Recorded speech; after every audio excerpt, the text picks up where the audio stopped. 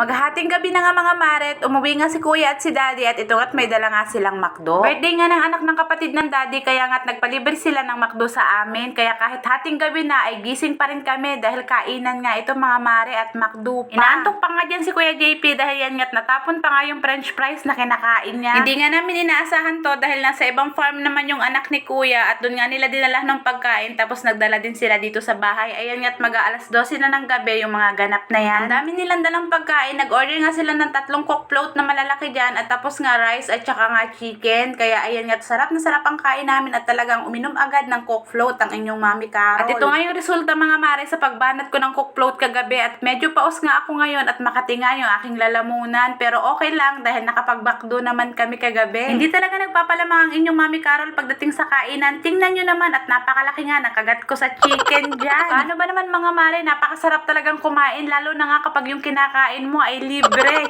Inabutan ko na nga rin si kuya ng gravy dyan dahil pinapakain nga namin siya. Ayaw nga sana niyang kumain pero pinilit nga namin dahil marami naman nga itong dala nila at inabot ko nga rin itong inadobo ko ngang manok. Hindi nga nakontento ang Kuya JP sa pagdukot-dukot doon sa lalagyan ng french fries at itinaktak na nga niya dyan sa kinakainan niya. Ewan ko pa naman sa batang ito mga mare na sa halip nga ang french fries ay lagyan ng ketchup pero yan nga at isinasawsaw nga niya yan sa gravy. Ganyan talaga lagi yung ginagawa niya kapag kumakain nga siya ng french fries. Kapag ganito nga klase yung pagkain ay talaga namang ganadong-ganado si Kuya JP at kahit nga may ubo siya ay sige banat pa nga rin siya ng cook float. Di bali na nga daw umubo basta nga lang busog. At si Bunso naman ay ayan nga tahimik lang yan sa umpisa pero bumanat din niya ng sobra kaya yun pagkatapos sumakit nga ng tiyan at nataranta nga rin ako mga mare. Ano ba naman sa kasarapan nga ng tulog nila ay ginising ko nga sila nang dumating yung kanilang papa at ito nga at uminom nga din siya ng cook float siguro nga'y nalamigan kaya sumakit nga din yung tiyan. Akala ko talaga mga mare ay maiitakbo ko pa nga siya malapit dito sa clinic sa amin dahil namumutla nga siya at sobrang sakit daw ng tiyan niya at pati nga yung mga kamay niya ay nanlalamig na rin. Buti na nga lang nung nabandyusan ko siya ng langis at tapos pinainom namin ng maligamgam na tubig ay umukay na nga rin yung pakiramdam niya at nakatulog na nga rin siya. Habang kumakain nga kami dyan mga mare, kausap nga rin namin si ate, yung asawa nga ni kuya at kapatid naman yun ng daddy at yun nga yung nagpalibre sa amin ng McDo. Panay nga ang kain namin dyan at hindi naman ako nangangalo kaya kain tayo mga mare. Yun lang muna ulit sa ngayon at salamat!